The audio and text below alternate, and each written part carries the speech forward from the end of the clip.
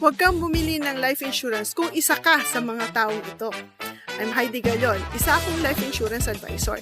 At tamang narinig mo, you don't need life insurance kung guaranteed na isa ka sa mga taong ito. Stay until the number 6 dahil ito ang pinaka-paborito ko. Number 1, hindi ka mamamatay. So, hindi mo kailangan ng insurance dahil hindi na kailangan magbayad ng pamilya mo ng funeral, mortgage, or utang. Number 2, magmamana ka ng milyon-milyon. Generational wealth is coming. Sure na sure. Number 3, mga anak mo ang bahala na sa'yo. Kahit may sarili na silang pamilya at expenses, sila na ang sasagot sa lahat. Number 4, mananalo ka sa lottery. Anytime soon, milyonaryo ka na.